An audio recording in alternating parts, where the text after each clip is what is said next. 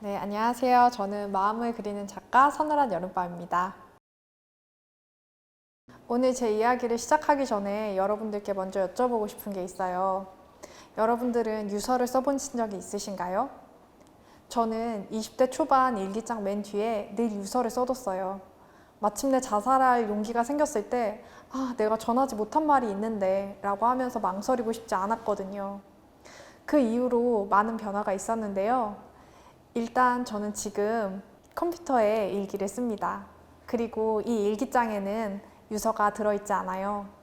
그 시간 동안 제가 어떤 것들을 겪었는지, 그리고 왜 우울하다고 이야기할 수 없었는지, 우울한 마음에서 빠져나오기 위해서 어떤 노력들을 했는지 여러분들과 나누고 싶어요.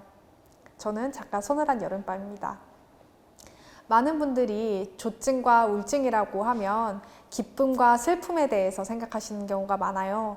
우울증은 굉장히 슬픈 마음이고 조증은 아주 기쁜 상태라고 생각하시죠. 하지만 제가 경험한 건 에너지의 롤러코스터 같았어요. 조증이 처음 시작될 때는 살아있는 기분이 들어요. 아주 지나치게 살아있는 기분이 들죠. 제가 스스로 에너지를 통제하지 못할 것 같은 느낌이 들어요. 밤에 잠도 오지 않고 생각에 꼬리를 물면서 생각이 멈추지 않고 가슴도 뛰고 손에 땀도 나고 기분이 통제가 안 되는 것 같은 느낌이 들어요. 그러다가 그렇게 에너지가 다 소진이 되고 나면 우울한 시기가 찾아와요.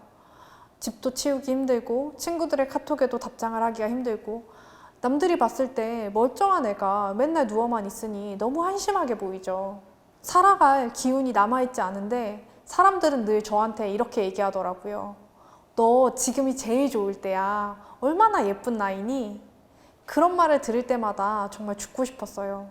왜냐하면 지금이 제일 좋을 때라면 제 앞으로의 남은 인생은 더 볼 것도 없을 것 같았거든요. 정말 힘든 건 이 우울증의 시기와 조증의 시기를 제가 예측할 수도 없고 통제할 수도 없었다는 거예요. 마치 거대한 스톰이 나를 스쳐 지나가는데 일기예보도 없이 온 비를 온 몸으로 맞는 느낌이었죠. 저는 증상과 삶을 구분할 수가 없었어요. 그래서 이 증상, 이 고통을 끝내는 방법은 이 삶을 끝내는 것밖에 없다고 생각을 했었어요. 저는 학생상담센터에 한번 방문을 해봤어요. 학교에 있는 학생상담센터가 있어요. 그 공간을 일상적으로 지나쳤지만 막상 제가 거기 들어가려고 하니까 너무 긴장이 되더라고요. 마치 지나가는 사람들이 다 여길 들어가는 나를 쳐다보는 것 같고 내가 그 공간에 들어가면 진짜 이상한 사람이 되는 것 같고 사실 내가 별일도 아닌데 유난을 떠는 거면 어떡하지? 아니면 상담 선생님이 왜 왔냐고 물어보거나 혹은 나를 너무 이상한 사람으로 보면 어떡하지? 라는 온갖 고민이 다 들었던 것 같아요. 그렇게 들어간 학생상담센터에서 상담을 받고 제 인생이 달라졌어요. 라고 얘기할 수 있으면 정말 좋았겠지만 저는 사실 거기 들어갔다가 도망치듯 그곳을 빠져나왔어요. 거기 들어가자마자 저는 저 이상한 사람 아니에요 라고 소리를 치고 싶었거든요. 제가 상담을 받고 싶지 않았던 이유는 나만 상담을 받는 것 같은 거예요. 학교에 돌아다니는 학생들 모두 평범한 고민을 하고 연애를 하고 성적에 대한 고민을 할 때 나만 죽고 싶다라는 고민으로 상담을 받는 것 같아서 이상한 사람이 되는 느낌이 너무 싫었던 것 같아요. 제가 그때 힘들다고 아무에게도 이야기하지 못했어요. 친구들과 가족들 모두 너 그때 그렇게 힘들었어? 나 전혀 몰랐어 라고 얘기를 하더라고요. 그래서 왜 힘들다고 이야기하지 못했는지 말씀드려 보려고 해요. 일단 증상과 내 삶이 구분이 되지 않았어요. 감정 기복이 심한 거, 인내심이 없는 거, 저는 그냥 제가 그런 사람이라고 생각했거든요. 그리고 걱정이 많고 무기력한 것도 그냥 제 성격의 일부라고 생각했어요. 대부분의 사람들이 이 정도의 힘듦은 다 갖고 살아간다고 생각했기 때문에 제가 유별나게 더 힘들다고 얘기를 하지 못했던 것 같아요. 그리고 누구한테 어떻게 얘기를 꺼내야 될지 몰랐어요. 친구들이 잘 지내? 라고 물어볼 때 아니, 나 지금 죽고 싶어 라고 얘기할 수는 없잖아요. 그래서 내가 우울하고 힘들다는 얘기를 어떻게 꺼내야 될지 몰랐던 것 같아요. 마지막으로 저는 그런 사람이 아니었어요. 우울증이라고 하면 생각나는 이미지들이 있잖아요. 아무것도 못하고 축 처져 있고 무기력하고 뭔가 나와는 다른 사람일 것 같은 그런 느낌. 근데 저는 굉장히 활발했거든요. 봉사활동도 하고 연애도 하고 친구들도 사귀고 동호회도 하고 공부도 열심히 해서 성적 장학금도 받는 학생이었어요. 그런 내가 우울증일 리는 없다고 생각했던 것 같아요. 저는 우울한 제 자신을, 무기력한 내 모습을 정말 좋아하지 않았어요. 누구에게나 빛과 그림자가 있을 거예요. 저는 늘 피로하고 불안한 느낌이 들었고 통제할 수 없는 감정 기복 때문에 힘들었어요. 그렇게 제 자신을 좋아하지 않다 보니까 자존감도 늘 불안정했었죠. 제 안에서 힘들어, 나 진짜 너무 죽고 싶어 라는 목소리가 들릴 때마다 저는 무섭게 제 자신을 질책했던 것 같아요. 그게 뭐가 중요해? 엄살 좀 피우지 마. 너 그렇게 나약한 사람 아니잖아. 왜 그렇게 한심하게 굴려 그래? 도대체 남들이 너를 뭐라고 생각하겠어? 라고 저 스스로를 엄청나게 비난했었죠. 제 안에는 정상적인 모습과 소위 비정상적이라고 하는 모습이 함께 공존하고 있었어요. 외향적이고 굉장히 성취지향적이기도 하고 유쾌하고 성실한 모습이 있는 반면 우울하고 무기력하고 짜증스럽고 불안한 모습도 함께 공존하고 있었죠. 이 두 모습이 다 저였어요. 근데 우리는 어렸을 때부터 어느 한쪽은 좋고 어느 한쪽은 나쁘다라고 배우는 것 같아요. 고통이 있는 모습, 비정상적인 것, 그런 것들은 열등하고 교정의 대상이라고 배우고, 고통이 없고 그런 것들이 정상적이고 그런 모습이 되어야 된다고 배우죠. 기득권인 모습이 아닌 장애인, 소수자, 노인, 우울한 이런 사람들의 모습은 되지 말아야 될 모습, 벗어나야 될 모습이라고 배웠던 것 같아요.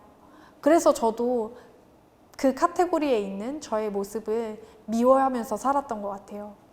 그런 제가 변화할 수 있었던 몇 가지 계기가 있었는데요. 바로 임상및 상담심리대학원에 진학했던 거였어요.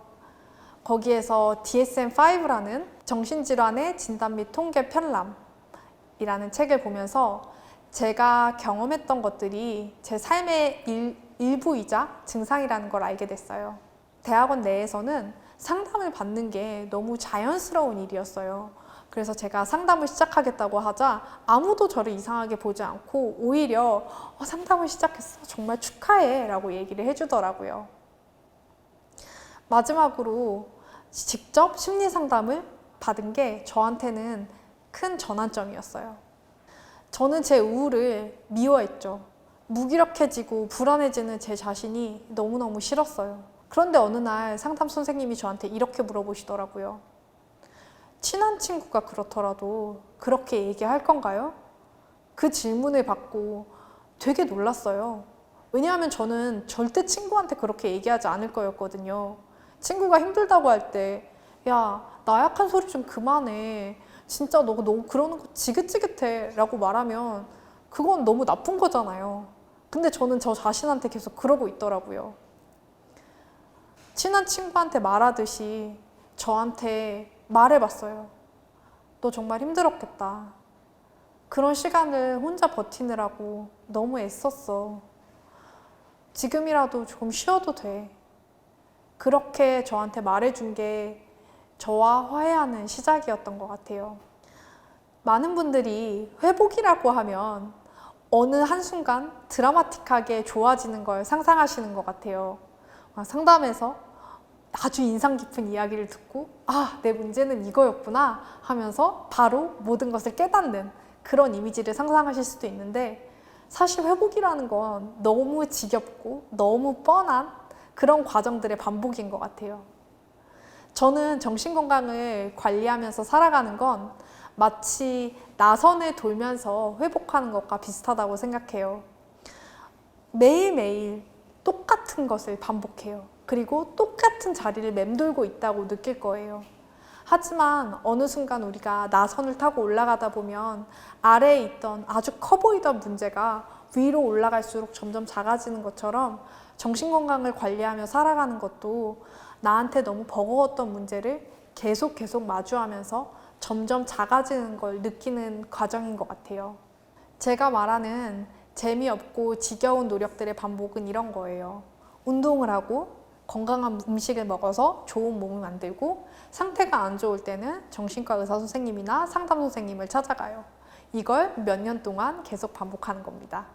저는 우울함과 함께 살아가는 게 마치 안경을 쓰고 살아가는 것과 비슷하다고 생각해요. 저는 굉장히 많은 것들을 취약하게 타고났어요. 상체도 부실하고요. 위장도 조금 안 좋고요. 치아도 굉장히 잘 썩는 편이에요. 그리고 여기에 더해서 제 멘탈도 조금 남들보다는 다르게 취약한 편이죠. 근데 저는 그걸로 저를 정의하고 싶지는 않아요. 아마 안경 쓰신 분들이 많을 텐데요. 여러분들이 안경을 쓰고 살아가지만 그렇다고 안경 쓴 사람이 여러분은 아니잖아요. 각기 다른 삶을 살고 있고 각기 다른 개성을 가진 사람들이죠. 저도 마찬가지예요. 저의 우울증은 제 삶의 일부지만 제 삶의 중심은 아니에요. 저는 누군가의 좋은 동료이고 좋은 친구이자 아주 귀여운 고양이의 집사이기도 합니다. 저는 우울증 환자로만 보이고 싶지 않아요. 저는 다양한 사람이고 여러분들처럼 다양한 스토리를 가진 사람이라는 걸 기억해 주셨으면 좋겠어요. 만약 저처럼 취약한 마음을 갖고 살아가시는 분들이라면 취약한 채로 살아도 괜찮다고 말하고 싶어요. 약한 것들이 약한 채로 살아갔으면 좋겠거든요. 우리 늘 다시 살아서 또 만났으면 좋겠어요. 다시 만나요. 감사합니다.